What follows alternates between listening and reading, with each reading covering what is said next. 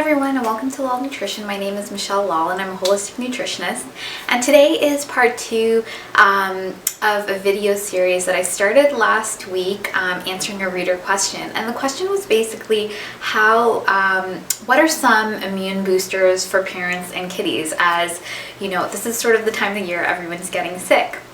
And I had such a long answer because it's not such a simple question that I decided to make a few videos about it. So last time I talked about how stress creates sickness from a holistic perspective and a little bit about the immune system, and today I'm going to talk more about nutrition, yay, and a little bit about supplements.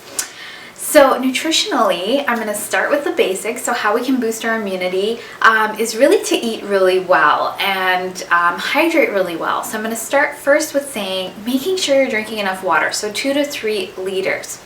I know a lot of us think we're drinking enough water, and the thing is, we know to drink water, but do we really do it? That's hard to say. Even for me and my husband, it's sometimes difficult because if you're out, you forgot your water bottle at home, you know, you're busy with your kids, it's hard to get enough water. So making that a priority, I'll link to my morning routine, but making sure you have jars of water around the house so you kind of have you can keep track of you've had 1 or 2 or 3 jars for the day. And drink enough water so that your urine is a pale yellow color. If you're not seeing that, you know you're not getting enough water. The next thing I'm going to talk about nutritionally is with vegetables, my favorite. So I want you to make sure that half your plate at lunch and dinner is full of fresh salads, vegetables, steamed veggies, just tons of veggies.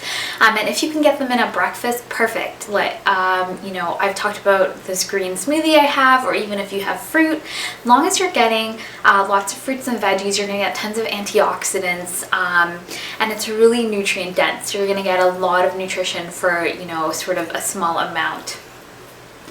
And then I would say, you know, making sure all your food is as organic as possible. So looking at the clean 15, the dirty 15 foods for the year, and making sure that the dirty 15 you're getting organic at the very least. And I would also say making sure you eat at home as much as possible. This is sort of also a season of holidays, and maybe there's lots of events, and if you're going somewhere, if you can't eat at home or you're going to some place, maybe bringing a salad, bringing a dish that you can enjoy that you know is going to be the healthiest for you. If you are going to eat out, I would suggest not eating out too often and trying to pick places that you know are healthier. But even when you do, I know a lot of places, they probably don't use the best oils. Things are still fried, so you have to be aware. But when you're cooking at home, you're really aware of what you're putting in your food so you can make the best food for yourself. And obviously staying away from a lot of processed foods, a lot of added sugars, because those depress the immune system. So you want to eliminate, if you can't completely eliminate them, you know, sort of thinking, oh, it's 10% of the time, or you know, it's 5% of the time, or 20% of the time, you know, that you're eating these kind of foods. But if you really are having immune issues, trying to limit it even more if you are having it in your diet. This other thing that I was going to suggest is that I have this instead of my morning lemon water. I still have lemon water, but then I add in grated ginger. Ginger is amazing for boosting your immune system. So I have it every day when it sort of starts getting cooler in the fall. So it's grated fresh ginger, and I have a recipe with lemon and cayenne, and I have it in the morning. And you can even have this when you're sick every couple of hours, just to you know, help your body. But I'll get into that in the next video. So another food nutritionally I would say to add in would be sauerkraut, like I mentioned before. So raw, organic, unpasteurized sauerkraut, really great probiotics and bacteria. It's great for your immune system. And now I'm just going to let you know, just specifically, obviously all fresh fruits and vegetables, organic, is really great to boost your immune system, but specifically we're looking for things that are high in zinc, vitamin C, and vitamin C to help boost the system. So really rich sources of zinc are, guess, ginger, and raw organic pumpkin seeds. So if you want to add pumpkin seeds to your salad, you can do that, and that'll help boost your zinc and help with your immune system. And also, if you want to just, if you have a coffee grinder or something like that, you can grind up the seeds and then you can sort of put it, it's almost like a cheese over your salad, and it's more absorbable that way, because sometimes we don't chew really well. We get seeds in our, coming out the other end, and we want to absorb the nutrition in it. So if you grind it up, that'll really help. In terms of vitamin C rich foods, obviously lots of fruits and veggies, but I'm going to say, lots of fresh lemons, putting it into your salad dressings, having lemon water.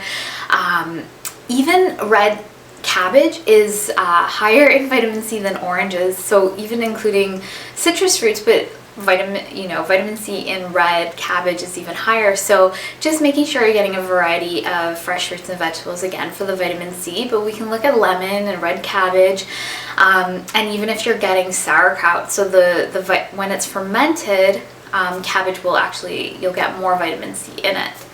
And again, foods to boost, sort of more specific foods, I keep mentioning it, probiotics. So again, with the raw sauerkraut. So those are just a few of the foods that you can try to increase. But we're sort of doing we're just looking overall at the whole way of eating to making sure we're getting lots of fresh fruits and veggies and water. Now I'm going to talk a little bit about supplements. I'm not the biggest fan of supplements because they are a supplement to a diet. They're not the major thing. They're just to help you out. And so the first supplement I'm going to talk about is probiotics. So the running theme, make sure you're running to get probiotics. But for kids, for adults, probiotics are really important to include. If you're drinking chlorinated water or you have any kind of stress, it depletes the naturally occurring probiotics in your system. So you always need to sort of be replenishing it. And I even started with probiotics with my son when he was pretty much newborn. Even though I'm breastfeeding and I take, I have a good supply of probiotics that I'm giving to him, making sure that you're building up your children's gut, their bacteria in their system from an early age. So there are special probiotics formulated for babies that are a lower dosage, but you want to make sure you're getting a good quality probiotic, not just some random thing at the health food store. So supplement number 1 is probiotics.